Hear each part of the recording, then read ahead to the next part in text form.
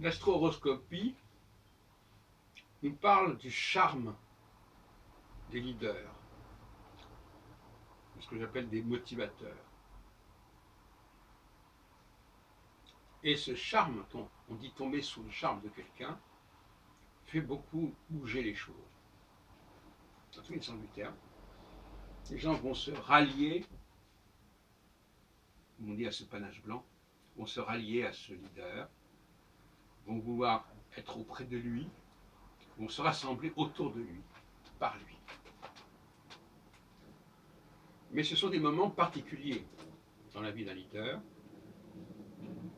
des moments qui durent environ 3 ans. Et on sait d'ailleurs que cette période de 3 ans est déterminante, comme l'ont pu l'observer les psychologues. Au bout de 3 ans, le charme est rompu. On s'aperçoit que le leader est nu, et on s'en éloigne. On ne répond plus à son appel, sauf si, par quelques subterfuges en quelque sorte, l'argent vient prendre le relais. Donc le leader continuera à exercer son pouvoir par la corruption. Il faut dire les choses comme elles sont. La personne à ce moment-là n'est plus sous le charme de la personne, mais elle est corrompue. Elle n'écoute plus, elle ne s'écoute plus elle-même, elle est corrompue, c'est-à-dire qu'elle est aliénée. Donc à ce moment-là, le leader passe de l'état de motivateur, de motivant, à celui de tentateur et de corrupteur. Pour éviter cette situation, il faut qu'il se retire, qu'il renonce ponctuellement et provisoirement à son pouvoir, plutôt que de vouloir le perpétuer par de tels expédients pécuniaires, au sens large du terme.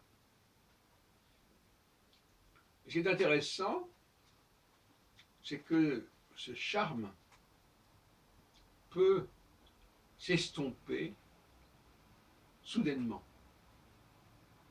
Soudainement, mais de façon prévisible. C'est le passage de Jupiter sur l'ascendant du leader ou sur son descendant. Je parle en termes d'astrologie traditionnelle des maisons, qui va créer une sorte de vacuité. Il n'y aura plus l'énergie de motivation que dégage normalement un leader. Que ce soit dans le domaine social, au niveau des relations de travail, ou même dans le domaine tout simplement sentimental, amoureux. Ça revient au même, les effets sont les mêmes et les personnages concernés sont les mêmes. Un leader politique est aussi un homme qui a du charme auprès des femmes et qui, dans les deux cas, obtient des choses, des gens, sans passer par l'argent. Un leader qui n'aurait de succès auprès des femmes ou auprès des foules ou auprès d'un groupe que par le biais de l'argent, par le biais de la corruption, serait un faux leader. Mais en vérité, il faut distinguer les passages à vide d'un leader, d'un vrai leader, de ceux qui ne sont pas des leaders du tout, en fin de compte, mais qui ne le sont que par le biais de la corruption et de l'argent. Ça correspond à trois stades différents. L'état de motivation, l'état où finalement la personne n'est pas motivante, n'est pas un vrai leader, et l'état où le leader passe par une phase creuse en quelque sorte. Donc pour revenir à des niveaux techniques sur le plan astrologique, astro-horoscopique, lorsque Jupiter arrive au carré de l'ascendant, c'est-à-dire mi-parcours entre la conjonction et la descente et l'opposition, et bien là, il est arrivé en pleine possession de ses moyens. Il devient un pôle d'attraction, un pôle de motivation. Par-delà toute considération économique, quelle qu'elle soit. Donc on voit bien que la théorie de l'astro-horoscopique nous protège contre la corruption.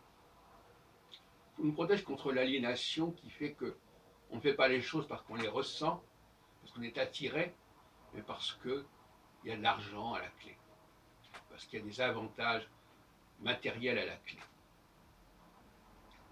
Et ces avantages nous permettent de suivre la personne, même si cette personne ne nous charme pas par sa personnalité en quelque sorte.